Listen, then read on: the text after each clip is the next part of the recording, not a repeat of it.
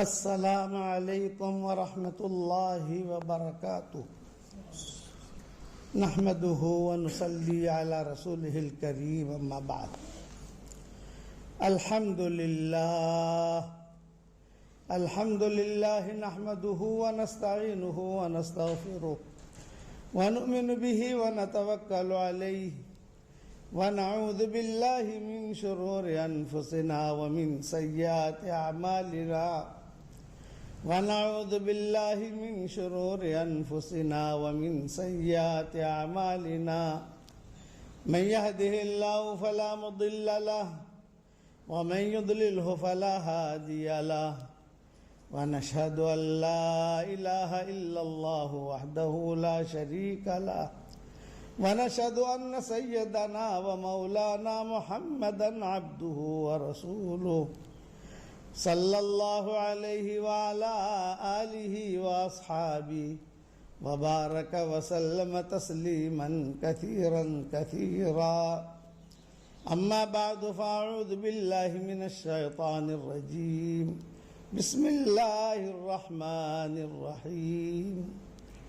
والمؤمنون والمؤمنات بعضهم أولياء بعض يأمرون بالمعروف وينهون عن المنكر ويقيمون الصلاة ويؤتون الزكاة ويطيعون الله ورسوله أولئك سيرحمهم الله إن الله عزيز حكيم صدق اللہ العظیم.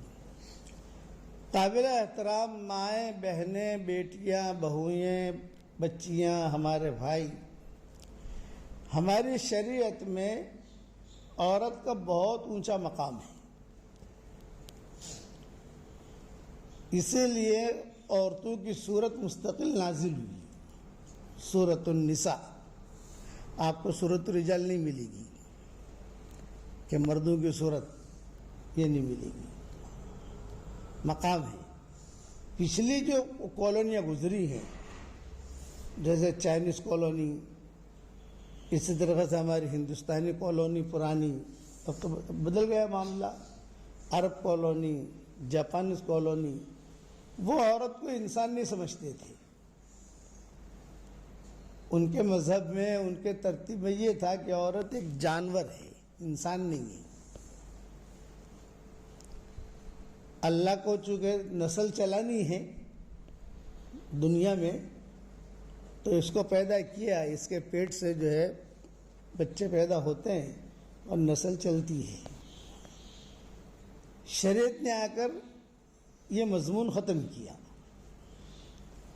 مکہ مکرمہ میں ایک لڑکی نے جیسے شادی کی زمانے جاہلیت میں اور اس کا شوہر مر گیا، تو شوہر تو مرا ہے، اس کی موت اس کے مقدر میں تھی، لیکن مکہ والے کہتے تھے کہ یہ پنوتی ہے.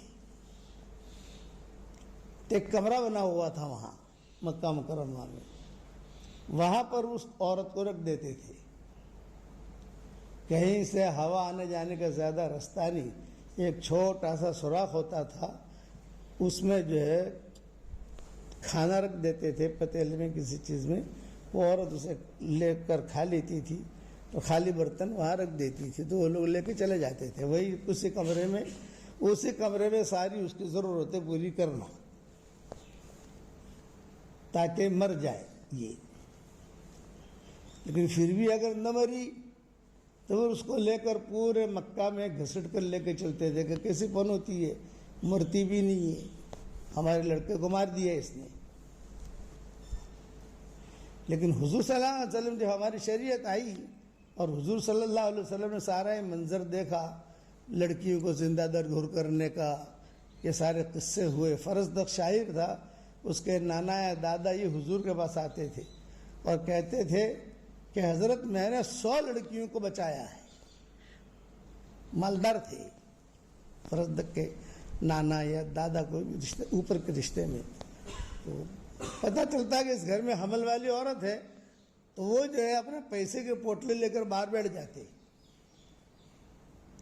لڑکا پیدا ہوتا تو کوئی ٹینشن ہے ہی نہیں.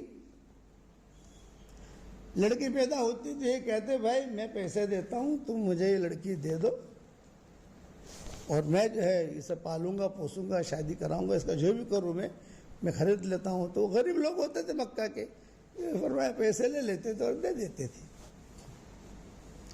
تو حضور کو کہتے تھے کہ میں نے 100 لڑکیوں کو بچایا ہے. شریعت نے آ کر عورت کا ایک مقام دیا. حضور اکرم صلی اللہ علیہ وسلم نے آ کر بہت اونچا مقام دیا. شادی کروائی حضور صلی اللہ علیہ وسلم نے عورتوں کی, خود نے بھی شادی ایک کی. اور برا نہیں مانا بلکہ لڑکیوں کی فضیلتیں بیان کی کہ کوئی اگر جو ہے ایک لڑکی پالے, 2 لڑکی پالے, یعنی اپنی بہن 2 بہنیں یا 3 بہنیں, ان کی حفاظت کرے, ان کی تربیت کرے, ان کا نکاح کرے تو میرے ساتھ جنت میں بالکل قریب ہوگا. وہ یہ فضیلت بیان کی. لڑکوں کی فضیلت نہیں ملے گی آپ کو, لڑکیوں کی ملے گی. آپ حدیث سے پڑھو, لڑکوں کی فضیلت کرنا بس ٹھیک ہے بیٹے, لڑکیوں کی فضیلت ملے گی. میراث میں عورت کا نام نہیں ہوتا تھا. کسی شریعت کے اندر بھی عورت کو میراث نہیں ملتی تھی. اب بھی کسی شریعت میں عورتوں کو میراث نہیں. یہود نصارہ یا ہمارے یہاں کے مشرکین برادران وطن یا چائنیز کالونی, وہ کالونی, وہاں عورتوں کو کوئی میراث نہیں. شریعت نے آ کر عورت کو میراث میں داخل کیا, باقاعدہ حق مقرر کیا اس کا. نہیں, اس کا یہ حق ہے. 2, اس کو پالنے کی, اس کی تربیت کی فضیلتیں بیان کی. پھر عورتوں نے بڑے کارنامے کیے, بڑے بڑے عالمائیں بنی, بڑی بڑی معلمائیں بنی. گھر میں بیٹھ کر جو ہے انہوں نے دین کے بڑے بڑے کام کیے. بعض عورتیں تو مردوں سے بھی آگے بڑھ گئی. ایک محدث تھے تو بہت بڑا ان کا مجمع تھا. ان کے پاس بڑے بڑے علماء فقہاء درس سننے کے لیے آتے تھے, اور اللہ نے ان کو علم بھی ایسا دیا تھا. تو جو درس وہ یہاں اپنے طلبہ کے سامنے بیان کرتے, وہی درس یہ رات کو اپنی بیوی اور بیٹی کے سامنے بیان کرتے. جو سبق یہاں بیان کیا وہی سبق بیوی اور بیٹی کو رات کو سناتے. ہوتے ہوتے یہ بیوی اور بیٹی جو ہے یہ بھی بڑے عالمہ بن گئے. اب بیٹی جو ہے جوان ہوئی تو محدث صاحب نے کہا بیٹی اب تم جوان ہوئی ہو, استخارہ کرو کہ تم کسی جگہ تمہارا مانگا ڈالا جائے, مانگا لیا جائے. چونکہ یہ عالمہ تھی, خوبصورت بھی تھی, خوبصورت بھی تھی, اور دیندار گھرانہ بھی تھا. تو بڑے بڑے محدثین کے پیغام آئے, شہزادوں کے آئے, ائمہ حرم کے آئے, مدینہ کے ائمہ, مکہ کے ائمہ, وہ ہم نکاح کرنا چاہتے ہیں, وہ ہم نکاح کرنا چاہتے ہیں, ہم نکاح. یہ محدث صاحب یہاں آ کر خبر دیتے, چونکہ سب ان کے شاگرد تھے محدث صاحب کی. تیری بیٹی کہتی ہے نہیں مجھے نکاح نہیں کرنا. تو محدث صاحب کہتے ہیں کہ بیٹا نکاح تو کبھی نہ کبھی کرنا پڑے گا, اس لیے تم استخارہ کر لو. استخارے میں جو بندہ تمہارے ذہن میں آوے, تمہارے دل میں آوے, اس سے نکاح کر لو. چونکہ ماں اور باپ یہ دونوں بڑے عالم تھے. ماں جو ہے یہ عالمہ بھی بن گئی اور دیندار بھی تھی. آج کل عالمائیں تو ہوتی ہیں, دیندار نہیں ہوتی. کا مسئلہ یہ گڑبڑ ہوتا ہے. مفتی صاحب تو ہوتے ہیں لیکن دیندار نہیں ہوتے ہیں. مفتی صاحب کئی لڑکیاں ہم سے پوچھتے ہیں کہ حضرت دعا کرو کسی مفتی سے میرا نکاح ہو جائے. میں نے کہا بیٹا دور کا صلاۃ التوبہ پڑھ, خالی مفتی کا نام کیوں لیا تو نے؟ مفتی ہوگا اور فرٹیچر ہوگا تو یہ بھی تو ہوتا ہے نا. نام مفتی کا ہے اور کچھ بھی نہیں ہے اس کے بعد دین کا, لیبل ہے.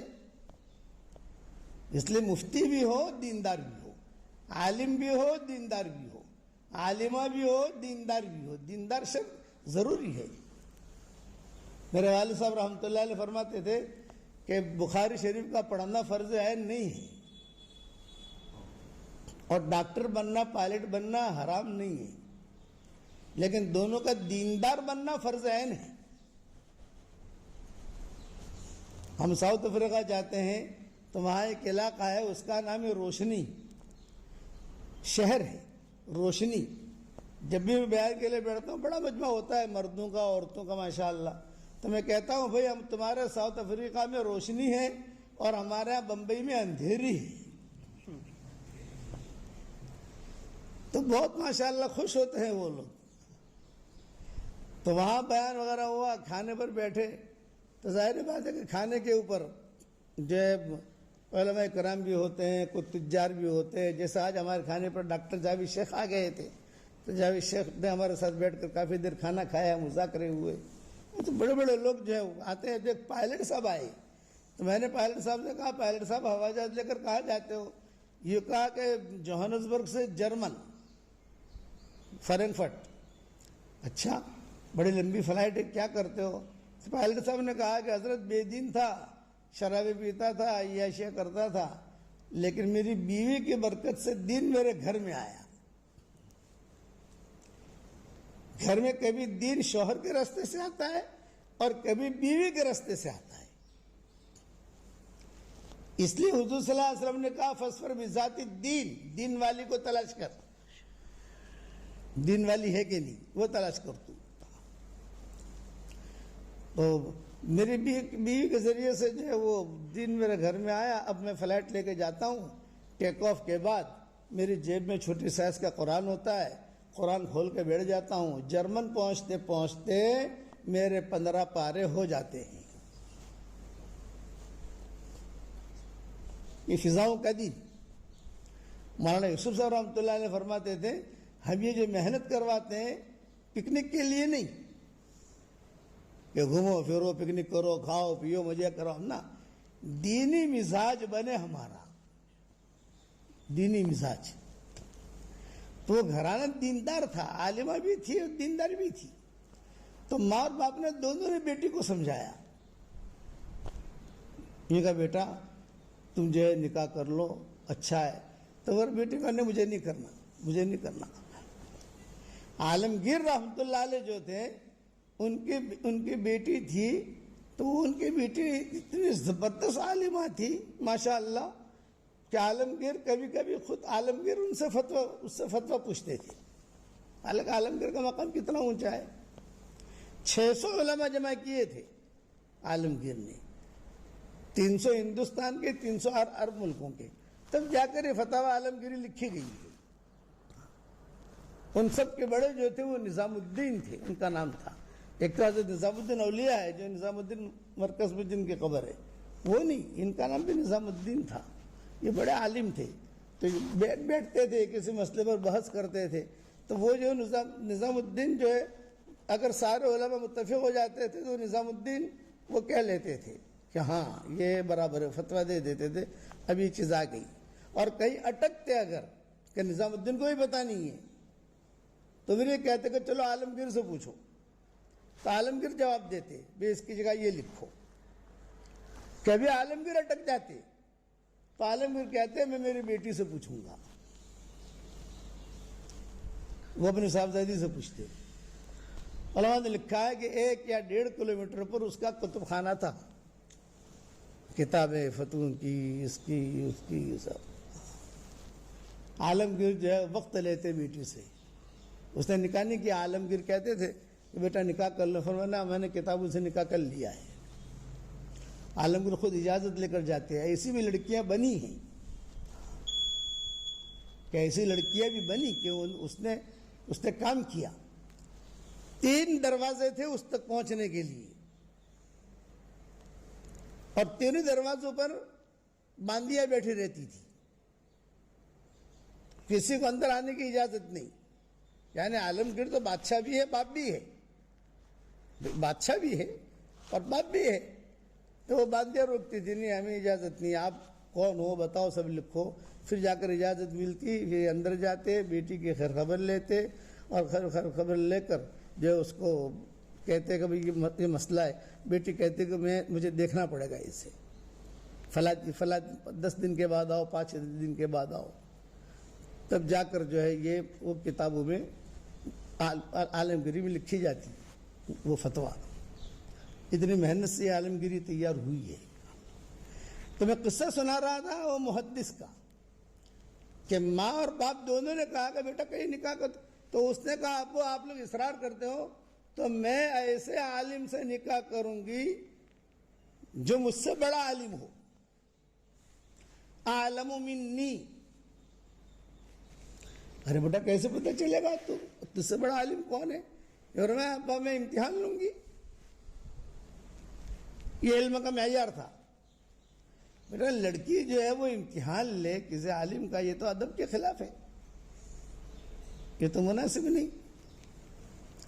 تو فرمایا کہ نہیں، جو عالم مجھ سے نکاح کرنا چاہے وہ فقہ پر کتاب لکھے، فقہ پر۔ چنانچہ شام میں، بغداد میں، اس زمانے میں ہمارے یہاں ٹونک اور یہ حیدرآباد، ہمارا یہ بھی علمی مراکز تھے۔ گجرات اتنا نہیں تھا، لیکن وہ حیدرآباد اور ٹونک یہ بڑے مراکز تھے دینی، وہاں والوں نے کتابیں لکھی۔ وہاں پاکستان میں ملتان یہ علمی مرکز تھا، وہاں ملتان کے اندر وہ لکھی گئی۔ سب نے جو ہے کتابیں بھیجی، لڑکی جو پڑھتی تھی اور فیل کر دیتی تھی، جاہل ہے، یہ نہیں جانتا کچھ۔ پھر امام کاسانی کھڑے ہوئے، علامہ کاسانی، انہوں نے کتاب لکھی بدائے ثنائے، آج کل ملتی ہے کتب خانوں کے اندر۔ وہ کھڑے ہوئے، انہوں نے جلدیں لکھی، 1 جلد 2 جلد، تو فیل کرتی گئی، فیل کرتی گئی، فیل کرتے گئی۔ آخری جلد کے اندر بہت گہرے گہرے مسائل لکھے، بہت عمیق۔ تب جا کر اس لڑکی نے کہا ھذا ھو اعلم منی، یہ مجھ سے زیادہ بڑا عالم ہے۔ ابا میرا نکاح کرا، تو اس لڑکی کا نام تھا فاطمہ۔ اس زمانے میں فاطمہ نام بہت رکھتے تھے۔ کسی گھر میں 2 فاطمہ جمع ہو جائیں، 3 فاطمہ جمع ہو جائیں، اس گھر میں برکت بہت ہوتی ہے۔ حضرت علی کی بیوی بھی فاطمہ اور حضرت علی کی ماں بھی فاطمہ۔ تو وہ دور ایسا تھا کہ جو لڑکی پیدا ہوتی ہے تو فاطمہ، تو کیسے کہتے فاطمہ اول، فاطمہ دوم، فاطمہ سوم، فاطمہ رابع، فاطمہ خامس۔ تو اس لڑکی کا نام بھی فاطمہ تھا۔ علامہ کاسانی کے ساتھ اس کا نکاح ہوا۔ پھر علامہ کاسانی اور یہ فاطمہ، یہ دونوں کی جوڑی چلی۔ چلنے کے بعد ایک مرتبہ علامہ کاسانی نے فاطمہ سے تذکرہ کیا کہ بھئی میں چاہتا ہوں کہ حج کر کے آ جاؤں، بھئی مجھے بھی لے چلو حج کرنے کے لیے۔ دونوں میاں بیوی ساتھ جاتے ہیں۔ تو علامہ کاسانی نے کہا کہ لمبا سفر ہے، اس زمانے میں ہوائی جہازوں کے سفر تو ہوتے نہیں تھے، اور شاید تم برداشت نہ کر سکو سفر کی تکلیفیں، پہلے میں اکیلا ہو آتا ہوں، پھر اگلے سال ساتھ چلے جائیں گے۔ خیر یہی طے ہو گیا۔ علامہ کاسانی خود گئے۔ جب وہاں گئے تو وہاں کا جو امیر تھا اس کو پتا چلا کہ حنفی مسلک کا کوئی بہت بڑا امام آیا ہے۔ وہ کون ہے؟ علامہ کاسانی، جس نے بدائے ثنائے لکھی ہے۔ بلا کر جو ہے بلایا امیر نے اور کہا کہ بس آپ آئے ہو، اب حرم شریف کی جو ہے 5 نمازیں تمہارے ذمے، اور مکہ مکرمہ کے چیف جسٹس آپ، مکہ مکرمہ کے چیف جسٹس آپ، جو فیصلہ کرو وہ حکومت منظور کرے گی۔ اب 5 نمازیں آپ کو پڑھانی ہیں۔ اور حج تھا تو کہ اس وقت میں امیر حج جو ہوتا ہے وہاں کا گورنر ہوتا ہے، فرمایا نہیں، علامہ کاسانی امیر حج، یہ درجے دیے۔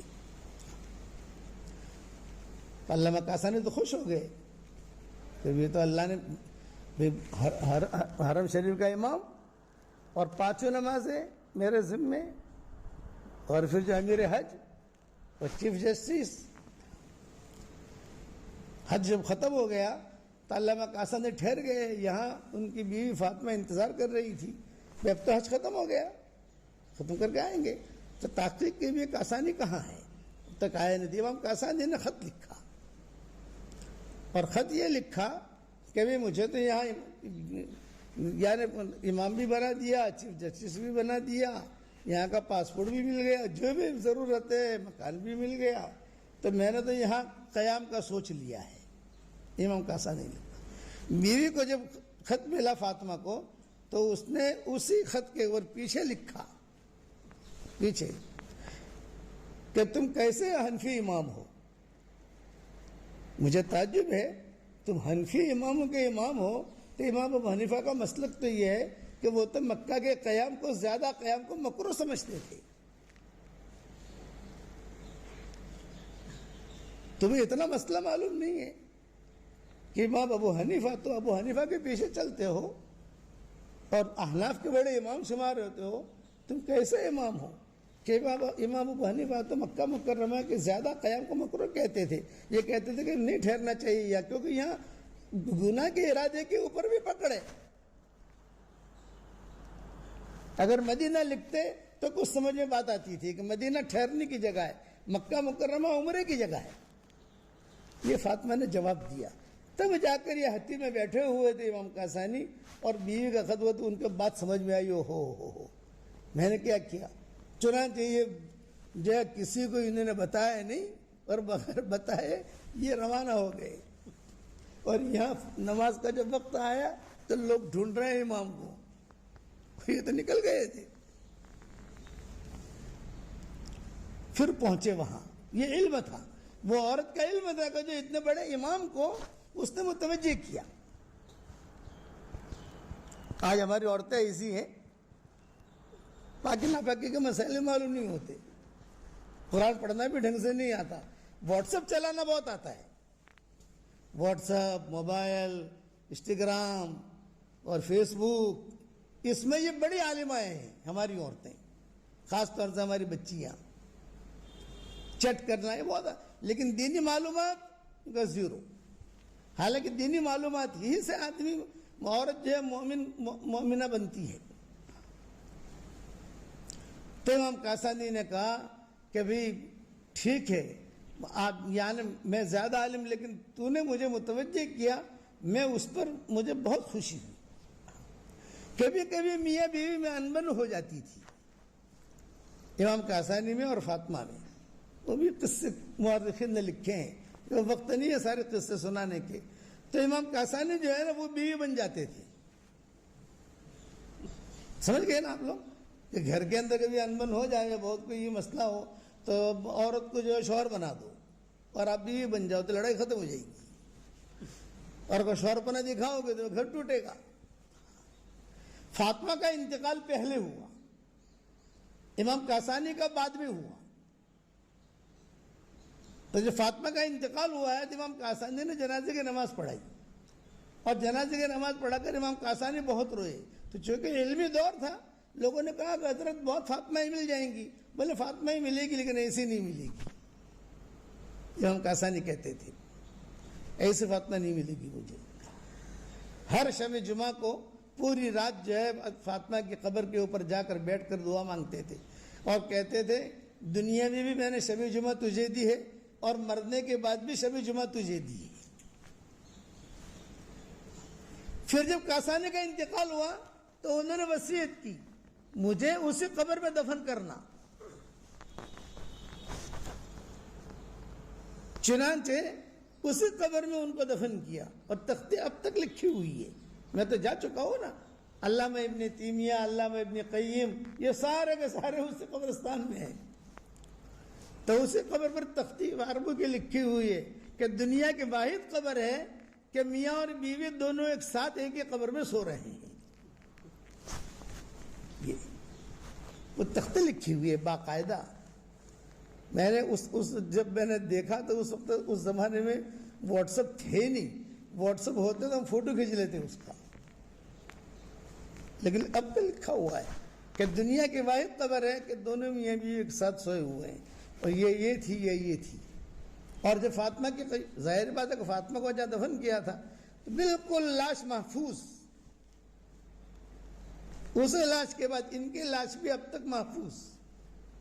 یہ علم، یہ دین، یہ تقوی. چونکہ علماء کا مسئلہ تھا، بڑے بڑے علماء اس وقت موجود تھے، پر یہی بڑے تھے. کبھی جائز ہے؟ کسی نے پوچھا. یہ کہا بھائی یہ تو کچھ پوچھو ہی مت، تو کاسانی کو پوچھنا قیامت کے میدان میں جائز ہے کہ نہیں جائز ہے. وہ خود بڑا امام ہے. علم عورتوں کے اندر بھی تھا، تقوی عورتوں کے اندر بھی تھا. حضرت فاطمہ سردی کے راتوں میں کھڑی ہو جاتی تھی مسجد نبوی میں مناجات کرنے. سردی کی راتیں لمبی ہوتی ہیں اور اللہ تعالیٰ سے کہتی کہ اللہ تیری مناجات کر رہی ہوں. تہجد کی اذان پر سلام پھیرتی تھی اور اللہ تعالیٰ سے کہتی تھی کہ اللہ تو نے تیری راتیں بہت چھوٹی بنائی ہے، اگر راتیں تیری اور لمبی ہوتی تھی میں تجھ سے اور مناجات کرتی. رابعہ بصریہ کے قصے تو معروف ہیں. ایسے تقوی والی تھی رابعہ بصریہ کہ روزانہ رات کو اچھے کپڑے پہن کر. قبول صورت نہیں تھی. عورت میں جو کشش کی چیزیں ہوتی ہیں نا، اس کے بال کشش کے ہوتے ہیں، کسی کے گال کشش کے ہوتے ہیں، کسی کی آنکھیں کشش کی ہوتی ہے، کسی کی ادائیں کشش کی ہوتی ہے، کسی کا رنگ کشش کا ہوتا ہے، کسی کی سیرت کشش کی ہوتی ہے. تو رابعہ بصریہ میں کوئی چیز بھی کشش کی نہیں تھی کہ کشش کی کوئی چیز نہیں. شوہر کے پاس آ جاتی میری ضرورت ہے، شوہر کہتا کہ نہیں ہے، وہ بھی ایسا کہا جا کوئی ضرورت نہیں، جا عبادت کے اندر لگ جاتی. جب شوہر کا انتقال ہو گیا، بیوہ ہو گئی، تو جب عدت سے فارغ ہو گئی تو کتابوں میں لکھا ہے حسن بصری خود چل کر گئے. وہی بصرہ کی یہی بصرہ کے اور کہا رابعہ بصریہ سے ملنے آیا ہوں. فرمایا بتاؤ کیا کام ہے؟ یہ کہا میں تم سے نکاح کرنا چاہتا ہوں. عدت پوری ہو گئی. رابعہ بصریہ نے کہا نہیں میرے اندر کشش کی کوئی چیز نہیں ہے. تو حسن بصری نے کہا تقوی ہے تمہارے اندر کشش کا. پھر رابعہ بصریہ نے کہا کہ نا مجھے اس کی خواہش کوئی ضرورت نہیں ہے، بس میں چاہتی ہوں کہ بس اسی طریقے سے اپنی زندگی گزار لو. انتقال ہوا رابعہ بصریہ کا، قبر میں رکھا تو فرشتے نے سوال کیا من ربک؟ تو انہوں نے کہا کہ میں زندگی بھر اللہ اللہ کرتی رہی، اب جو ہے کچھ فٹ نیچے آ کر قبر میں اللہ کو بھول جاؤں گی. زندگی بھر اللہ اللہ اللہ اللہ اللہ کرتی رہی تو قبر میں بھول جاؤں گی اللہ کو. زندگی بھر حضور کی سیرت بیان کرتی رہی اور حضور صلی اللہ علیہ وسلم کی سنتوں پر چلتی رہی، اب بھول جاؤں گی. اس لیے مائیں بہنیں اپنا مزاج دینی بنائیں. نمازوں کا پڑھنا، قرآن شریف کی تلاوت، اللہ کے احکامات کو پورا کرو. میرے اسباق چلتے ہیں واٹس ایپ پر، آج کا سبق سن لیجئے، یہ یوٹیوب پر بھی آ جاتے ہیں، سب جگہ پہنچ جاتے ہیں الحمدللہ. تھوڑے تو آج کل ہمارا نمازوں کا سبق چل رہا ہے. نماز 145واں پارٹ چل رہا ہے، 5 دن تک ابھی اور چلے گا. 150 پارٹ ہم نے تیار کیے نماز کے. پھر نماز کے بعد قرآن کے پارٹ شروع کریں گے انشاءاللہ. 150 وہ 150 پارٹ ہم 150 دن ایک مضمون پر بولتے ہیں. 150 دن تو اس میں جو ہے پتہ چلے گا کہ کیا کرنا ہے کیا نہیں کرنا، وہ سنو. اور آپ لوگوں کو میں ایک ہدیہ دیتا ہوں، جتنی ہماری مائیں بہنیں بیٹیاں ہیں، یہ ہدیہ دیتا ہوں. یہ پیکیج ہے ایک قسم کا. 313 مرتبہ روزانہ سورہ اخلاص پڑھو. قل هو اللہ احد اللہ الصمد لم یلد ولم یولد ولم یکن لہ کفوا احد. 313 مرتبہ. اور 313 مرتبہ روزانہ درود شریف پڑھو اور 313 مرتبہ روزانہ استغفار پڑھو. یہ پیکیج ہے. 313 مرتبہ آپ روزانہ سورہ اخلاص پڑھو گے تو جنت میں انشاءاللہ 31 بنگلے تیار ہو جائیں گے. 10 مرتبہ سورہ اخلاص پڑھو 1 بنگلہ تیار.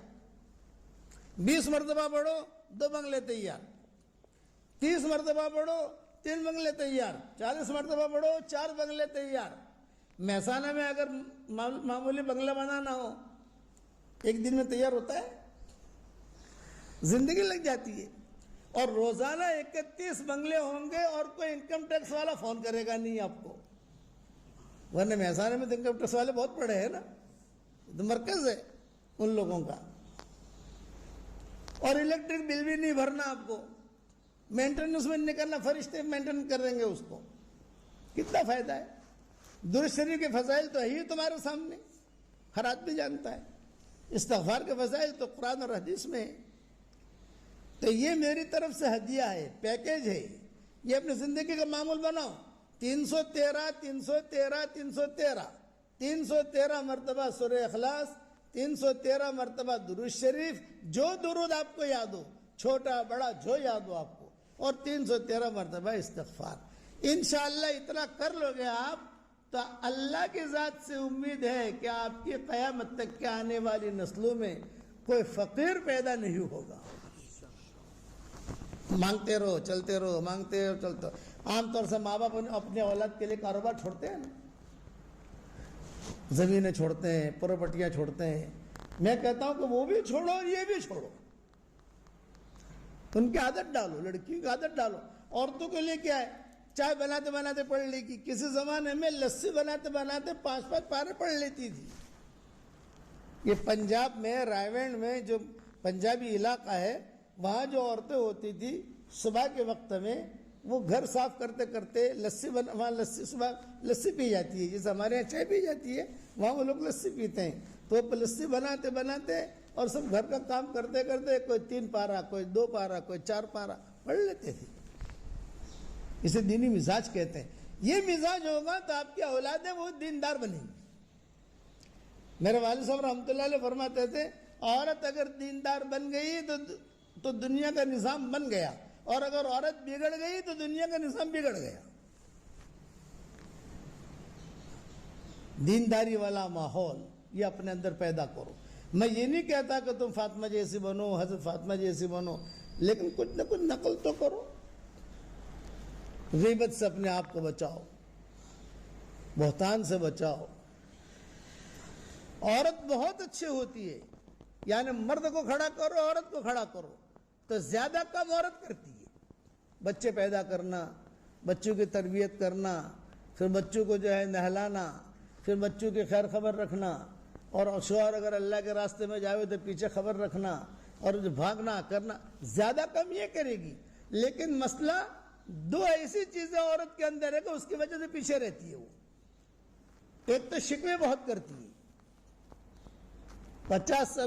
5 سال پہلے کی بات سنا دے گی آپ کو، وہ مت، اور آپ کہو گے ارے تھوڑی سوری تو رہے، چتلو بولو سے تو وہ تو کوئی بولی نہیں تھا، کیا جواب دو گے آپ؟ آدھا گھنٹہ آپ کو سنایا، اور سنانے کے بعد آپ کہو گے نا کہ بھئی اب خاموش تو رہے، مجھے نماز کے لیے جانا ہے، کھانا تو دے دے، تو وہ تو کوئی بولی نہیں تھا، تبھی جھوٹو بولو سب، تو کیا کرو گے آپ؟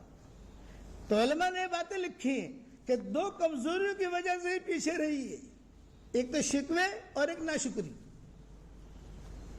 یہ 2 چیزیں ہٹ جاویں تو عورت سے آپ مرد سے بہت آگے۔ حشر کے میدان میں میاں اور بیوی دونوں کا جنتی ہونے کا فیصلہ ہو گیا۔ مثال دے رہا ہوں، اللہ کرے کہ ایسا ہو تو پہلے جنت میں کون جائے گی، مرد جائے گا یا عورت؟ یہ کہ عورت جائے گی، کمرہ وہی تیار کرے گی، یہ کہ کمرہ وہاں جا کر وہی تیار کرے گی، حوریں تیار نہیں کرے گی۔ کہ دنیا کی دیندار عورتوں کا بہت اونچا مقام ہے، بہت اونچا مقام۔ حدیثوں میں آتا ہے کہ جنت کے اندر حوریں اور دنیا کی دیندار عورتیں، ان کے آپس میں نوک جھوک ہوگی۔ عورتیں کہیں گی، دنیا کی دیندار عورتیں کہیں گی ہم افضل، اور حوریں کہیں گی ہم افضل۔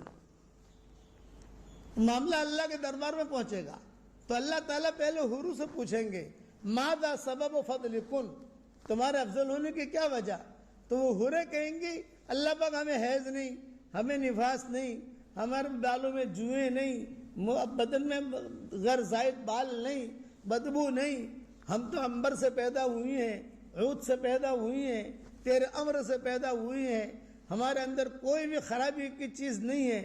پھر اللہ تعالیٰ دنیا کے دیندار عورتوں سے پوچھیں گے کہ ماذا سبب فضلکن، تمہارے افضل ہونے کی کیا وجہ؟ تو دنیا کے دیندار عورتیں کہیں گی اللہ پاک ہم نے نمازیں پڑھی ہیں، انہوں نے نمازیں نہیں پڑھی، ہم نے تہجدیں پڑھی ہیں، ان کو کیا پتا تہجد کیا ہوتا ہے، اور ہم نے جو ہے بچوں کو جنا ہے، بچوں کو جننے میں کتنی تکلیف ہوتی ہے، ان حوروں کو کیا پتا، ہم نے حج کیے ہیں، ہم نے عمرے کیے ہیں، ہم نے روزے رکھے ہیں، شوہر اگر اللہ کے راستے میں جاتا تو گھر کا سارا نظام ہم نے سنبھالا ہے، ان حوروں کو کیا پتا، یہ دنیا کی دیندار عورتیں کہیں گی، اور اللہ پاک ان حوروں کو کیا پتا شوہروں کو کتنے چوچلے ہوتے ہیں اور کتنے چوچلے برداشت کرنے پڑتے ہیں، وم چمکورو لڑائیاں، یہ کبھی کبھار نوک جھوک، کبھی وہ ناراض کبھی وہ ناراض، ان حوروں کو کیا پتا، تو اللہ تعالیٰ اعلان کریں گے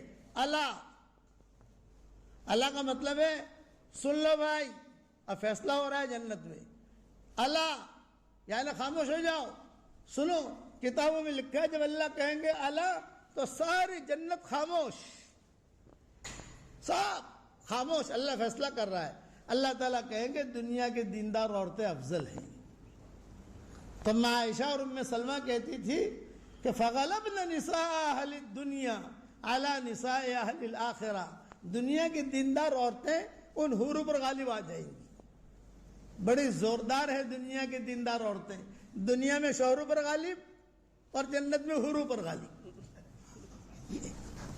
کہ دیندار عورت کا بہت اونچا مقام ہے، بہت اونچا مقام، اور بہت حدیث ہے تو میں میری کتابوں میں لکھ چکا ہوں، اپنے بکھرے موتی میں، وہی میری بڑی لمبی کتاب ہے، 12-13 جلدیں ہیں اس کی، اس میں کئی حدیث میں لکھ چکا ہوں، اس کے اندر عورتوں کے قصے بھی لکھ چکا ہوں، مزاج میں تھوڑا بہت انمول ہوگا، اس میں کوئی شک نہیں ہے، خود ماؤں میں حضور صلی اللہ علیہ وسلم میں ہوتا تھا، حضور صلی اللہ علیہ وسلم فرماتے تھے عائشہ جب تو روٹھی ہوتی ہے میں سمجھ جاتا ہوں، حضرت عائشہ پوچھتی تھی کہ کیسے پتا چلتا ہے حضرت آپ کو، یہ فرمایا کہ جب تو خوش ہوتی ہے تو اٹھتے بیٹھتے کہتی ہے یا رب محمد یا رب محمد یا رب محمد، اور جب ناراض ہوتی ہے روٹھی رہتی ہے تو کہتی ہے یا رب ابراہیم یا رب اسماعیل، میرا نام نہیں لیتی،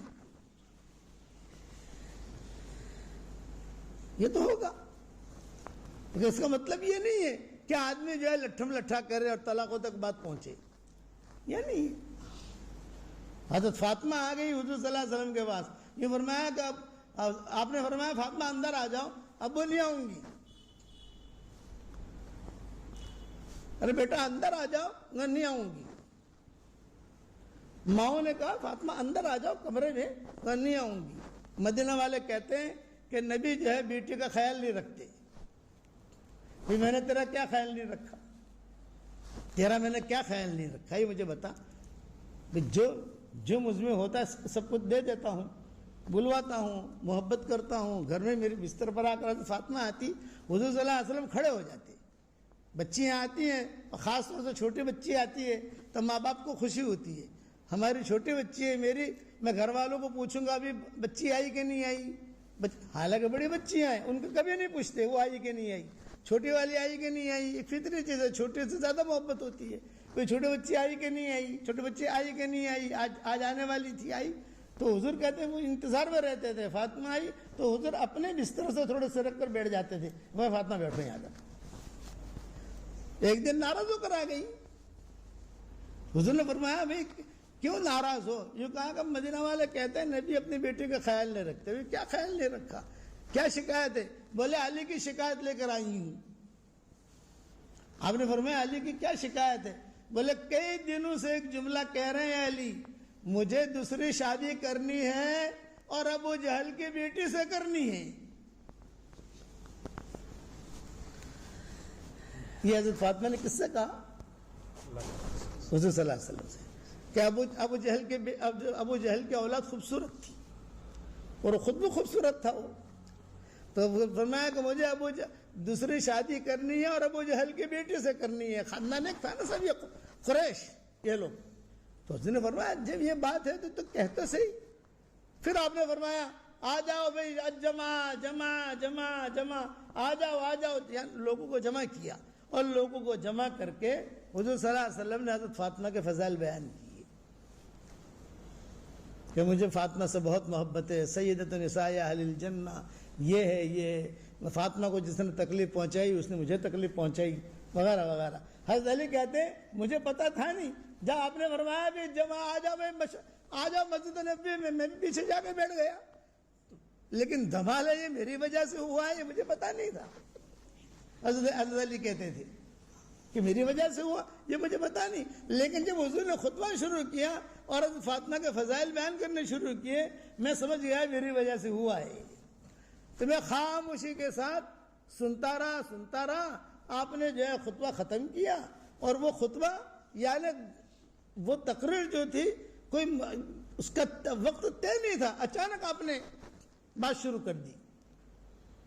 میں گھر گیا اور گھر جا کر تھوڑی دیر کے بعد فاطمہ بھی آئی. تو میں نے کہا کہ دیکھ مجھے دوسری شادی نہیں کرنی. تو حضرت فاطمہ نے کہا میرے دنیا سے جانے کے بعد کرنا، اور تمہاری منگنی کر کے میں جاؤں گی. چنانچہ حضرت فاطمہ نے اپنے انتقال پر علی سے کہا تمہاری منگنی میں نے کر دی ہے، فلاں لڑکی سے بات کر لیے، میرے دنیا سے جانے کے بعد اس سے نکاح کر لینا، لیکن ایک رات اس کو دینا اور ایک رات حسن حسین کو دینا. یہ وعدہ لیا تھا حضرت فاطمہ نے. تو تھوڑا ہوتا ہے گھر کے اندر، لیکن اس کو سمجھنا پڑتا ہے، سمجھانا پڑتا ہے، پینا پڑتا ہے. اور وہ وہی کرے گا جس کے مزاج میں دین ہوگا، اور جس کے مزاج میں دنیا ہوگی تو وہ دنیا ہی اس کے سامنے رہے گی. اس لیے میں میری بات تو اسی پر ختم کرتا ہوں. اپنے مزاج کو دینی مزاج بناؤ. اور یہ جو میں نے آپ کو 3 ہدیے دیے ہیں، نمبر 1 313 مرتبہ سورہ اخلاص، نمبر 2 313 مرتبہ درود شریف، نمبر 3 313 مرتبہ استغفار. یہ آپ پڑھنا شروع کر دو، انشاءاللہ آپ کے گھر کے اندر جنت کا چمن داخل ہو جائے گا. آپ دیکھو گے کہ ہاں ہمارے گھر میں جو ہے ماشاءاللہ برکتیں آ گئی. اور صرف آپ کے گھر میں نہیں، آپ کے بچے بچیاں، پوتے پوتیاں، نواسے نواسیاں، سب میں چیزیں آنی شروع ہو جائیں گی انشاءاللہ. یہ میری طرف سے ہدیہ ہے. یہ اس ہدیے کا نام ہے جاندار، شاندار، مالدار، دیندار. اور یہ میری تسبیح ہے. اب سب کو تو تسبیح دے نہیں سکتا. مہسانہ میں تو بہت لوگ ہیں، کس کو تسبیح دیں؟ میری تسبیح ہے جاندار، شاندار، مالدار، دیندار.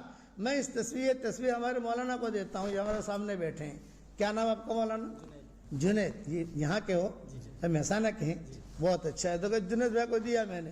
ایک یہاں مہسانہ کا میں نے ڈاکٹر جاوید شیخ کو دیا، کہ بڑے ڈاکٹر ہیں، وہ قدر کریں گے. میرا قرآن کا ترجمہ بھی پڑھتے ہیں وہ. تو میں نے کہا بھی میرا سبق کے اندر روزانہ درس قرآن آتا ہے، وہ بھی سنو. ہاں درس قرآن بھی آتا ہے آپ کا؟ میں نے کہا آپ سنو. تو کہا بھائی بہت اچھا لگا. ایک ان کو دیا. بس تسبیح تو سب عورتوں کو پہنچا نہیں سکتا میں، لیکن میں نے وظیفہ بتا دیا. پیکیج ہے، پیکیج زبردست، روحانی پیکیج. 313 مرتبہ سورہ اخلاص، 313 مرتبہ درود شریف، 313 مرتبہ استغفار. 24 گھنٹے میں پورا کرو. آپ لوگ بھی کرو گے انشاءاللہ. اور بھی دعوت کا کام ہمارا ہے، گھروں میں تعلیم کرو. اور دعوت میں بھی ہماری بہنیں نکلتی ہیں تو مشورے کے ساتھ، کبھی 3 دن کے لیے، کبھی 10 دن کے لیے، کبھی چلے کے لیے، جیسے ترتیب بن جائے تھوڑی نقل و حرکت کرو. اللہ تعالیٰ مجھے بھی عمل کرنے کی توفیق عطا فرمائے، آپ کو بھی عمل کرنے کی توفیق عطا فرمائے. دعا کر لو. اللہم لک الحمد کلہ ولک المن کلہ، لک الشکر کلہ ولک الملک کلہ، لک الخلق کلہ ولک الفضل کلہ، وإلیک یرجع الامر کلہ، وإلیک یصعد الکلم الطیب کلہ. اللہم لک الحمد بالاسلام، لک الحمد بالایمان، لک الحمد بالقرآن، لک الحمد حتی ترضى، لک الحمد اذا رضیت، لک الحمد بعد الرضا. اللہم آت نفوسنا تقواها وزکها انت خیر من زکاها، انت ولیها ومولاها. اللہم الطف بنا فی تیسیر کل عسیر، فإن تيسير كل عسير عليك يسير. ونسألك اليسر والمعافاة الدائمة في الدين والدنيا والآخرة. يا حنان يا منان ادخلنا الجنة من باب الريان. اے اللہ ہمارے گناہوں کو معاف فرما، ہماری خطاؤں سے درگزر فرما. اے اللہ بہترین برکتوں والی بارشیں تو ہمیں عطا فرما، رحمتوں والی بارشیں عطا فرما۔ اے اللہ ہم تجھ سے معافی مانگتے ہیں اور تجھ سے پانی مانگتے ہیں، تجھ سے معافی مانگتے ہیں، تجھ سے پانی مانگتے ہیں۔ ہم سب کے لیے بہترین پانی کا انتظام فرما، بارشوں کا انتظام فرما۔ جتنی مائیں بہنیں مہسانہ میں جمع ہوئی ہیں ان سب ماؤں بہنوں کو قبول فرما۔ اے اللہ پورے مہسانہ والوں کو قبول فرما، پورے مہسانہ والوں کو قبول فرما، ان کے مردوں کو قبول فرما، ان کی عورتوں کو قبول فرما، ان کے چھوٹوں اور بڑوں کو قبول فرما۔ مہسانہ کے ذرے ذرے کو تو قبول فرما لے، مہسانہ کے ذرے ذرے کو تو قبول فرما لے۔ اچانک کا خیر ہمیں نصیب فرما دے، اچانک کے شر سے تو ہماری حفاظت فرما دے۔ اے اللہ جس نے مجھے دعاؤں کے لیے کہا ہو، دعاؤں کے لیے خطوط میں لکھا ہو، جن کا ہم پر کسی قسم کا حق اور احسان ہو، یا جو مجھے اپنی دعاؤں میں یاد کرتے رہتے ہوں، یا مائیں بہنیں مجھے اپنی دعاؤں میں یاد کرتی رہتی ہوں، میری ساری دعاؤں میں ان کا پورا پورا حصہ نصیب فرما، میری ساری دعاؤں میں ان کا پورا پورا حصہ نصیب فرما۔ اے مولا کریم میری تشکیل پر جو یہ میرے روحانی پیکج پر عمل کرے، یعنی 313 مرتبہ سورہ اخلاص پڑھے، 313 مرتبہ درود شریف پڑھے، 313 مرتبہ استغفار پڑھے، اے اللہ اس کی ساری دعاؤں کو قبول فرما، اس کی ساری دعاؤں کو قبول فرما، اس کی ساری ضرورتوں کا تو غیب سے تکفل فرما، اس کی پریشانیوں کو دور فرما۔ اے اللہ مہسانہ میں آنے کو تو قبول فرما، یہاں کے قیام کو قبول فرما، یہاں سے جانے کو قبول فرما، دونوں جہاں کی ذلت و رسوائی سے تو ہماری حفاظت فرما۔ جس کرم سے آپ نے ہمیں اس مسجد میں جمع کیا ہے، تیرے اسی کرم سے جنت الفردوس میں تیرے نبی کے پڑوس میں ہم سب کی قیامت تک کے آنے والی نسلوں کے ساتھ تو ہم سب کو جمع فرما دے۔ اے اللہ اچانک کا خیر ہمیں نصیب فرما، اچانک کے شر سے تو ہماری حفاظت فرما، رحمتوں والی بارشیں تو ہمیں عطا فرما، برکتوں والی بارشیں عطا فرما، برکت والی حلال مال و منال روزی تو ہمیں عطا فرما۔ اے اللہ جو بیمار ہوں ان کو شفاء کاملہ عاجلہ عاجلہ دائمہ مستمرہ عطا فرما۔ جن کے لڑکے اور لڑکیاں شادی کے لائق ہوں، غیر شادی شدہ ہوں، بہترین جوڑوں کا ان کے لیے انتظام فرما۔ جو بھی اولاد ہوں نیک صالح اولاد انہیں نصیب فرما۔ جن کے اولاد تو ہے مگر نافرمان ہیں ان کے نافرمان اولاد کو فرما بردار بنا دے۔ اے اللہ جو سفر ہو چکا اسے اپنے دربار میں قبول فرما، اور آئندہ جو سفر ہونے والا ہے اس میں تو خیر کے دروازے کشادہ فرما، بہترین برکت رحمت نازل فرما۔ اے اللہ دونوں جہاں کی سرخروئی کا، دونوں جہاں کی جنتوں کا تو ہم سب کے لیے فیصلہ فرما۔ ایک دن آئے گا ہم دنیا سے رخصت ہو جائیں گے، آج دوسروں کی موت کی خبریں ہمارے کانوں تک پہنچتی ہے، ایک دن ہماری موت کی خبر دوسروں کے کانوں تک پہنچے گی۔ کوئی پانی گرم کر رہا ہوگا، کوئی نہلا رہا ہوگا، کوئی کفن تیار کر رہا ہوگا، کوئی مشک اور عنبر لگا رہا ہوگا، کچھ لوگوں کو کندھوں پر سوار کیا جائے گا۔ یہ سفر ہوائی جہاز کا نہیں ہوگا، ریل کا اور کار کا نہیں ہوگا۔ محبت کے دعویٰ کرنے والے کچھ مٹھیاں ہدیے میں پیش کریں گے۔ اے اللہ تو اس وقت ہمیں ہمارا معین اور مددگار بن جا، ہمارا معین اور مددگار بن جا۔ اے اللہ جن کے لڑکے لڑکیاں شادی کے لائق ہیں ان کے لیے بہترین جوڑوں کا انتظام فرما۔ اے اللہ برکت والی بارشیں تو ہمیں عطا فرما، ماں طہورہ عطا فرما، ماں مبارکہ عطا فرما۔ اور رسول اللہ صلی اللہ علیہ وسلم نے جتنی خیر کے لان کے دعائیں مانگی ہوں وہ سب ہمارے لیے مقدر فرما۔ جن شرور سے پانا چاہیے ہو ان شرور سے ہماری حفاظت فرما، اور اپنے فضل و کرم سے ہماری دعاؤں کو قبول فرما۔ جس کے دل میں جو جائز مراد ہو عافیت سے ان کے مرادوں کو پوری فرما، اور میرے روحانی پیکج پر عمل کرنے والوں کو اور عمل کرنے والیوں کو دنیا میں بھی جنتیں دے، مرنے کے بعد بھی جنتیں دے۔ آمین یا رب العالمین۔ سبحان ربک رب العزت عما یصفون وسلام علی المرسلین والحمد للہ رب العالمین۔